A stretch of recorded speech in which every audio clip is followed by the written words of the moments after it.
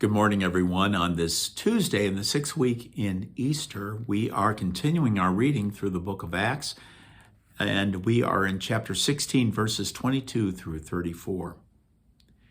The crowd in Philippi joined in the attack of Paul and Silas, and the magistrates had them stripped and ordered them to be beaten with rods.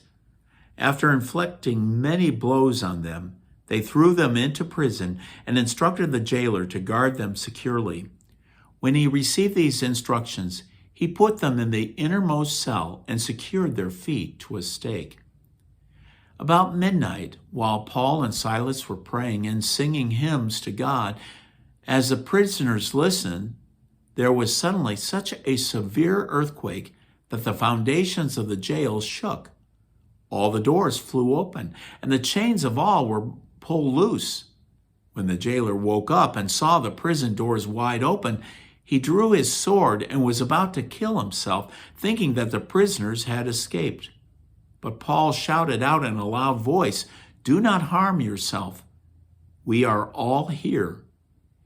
He asked for a light and rushed in, and trembling with fear, he fell down before Paul and Silas. Then he brought them out and said, "Sirs, what must I do to be saved?"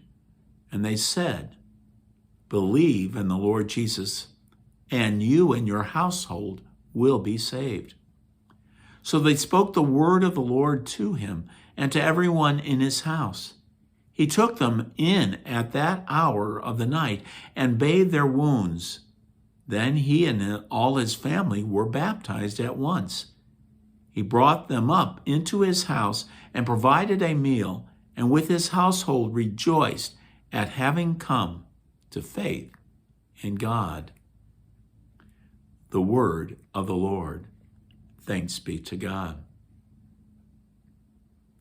Well, this is an interesting, remember, this is the second missionary journey, and the two primary people who are involved in this is Paul and Silas. And they were in Philippi. And in Philippi, there was this woman who was possessed by a demon and was kind of bothering some. And Paul cast out the demon from her. Unfortunately, the owner was quite upset because his means of income was from this woman who was possessed. So he complained to the magistrates that those Jews. It's those Jews. They have customs that are not part of our country and our land, and they are the ones. So at this, they arrest them and beat them up and put them into jail. And then we have this account where at the midnight hour, Paul and Silas are rejoicing in the Lord, singing praises unto the Lord. Amazing. Being beaten and put into the innermost part of a jail, and yet you're praising God. It's worth pondering over those words, just what was happening there. At any rate, there is this earthquake, and the jailer was quite astounded what happened here and figured that everyone had escaped. Miraculously, they didn't escape. Now, maybe Apostle Paul made some sort of word saying, "Everyone stay put." At any rate, the jailer, when finding this out, says, "What must I do to be saved?"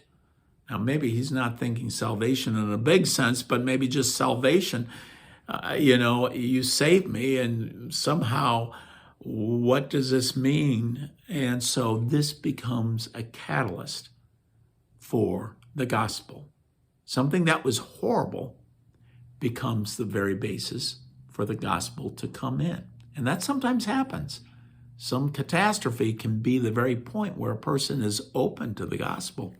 And it certainly was for this jailer. And he and his entire household come to faith.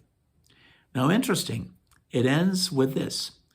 With his household rejoiced at coming to faith in God. Now remember, they worship all kinds of gods. There are all kinds of gods that they worship, but they come to true faith in the one and true God, the God of Israel. And the God of Israel has a Messiah. His name is Jesus. It's a beautiful, beautiful expression of coming to faith in the one true God. Stay safe, folks. Hopefully we see each other soon. Bye for now.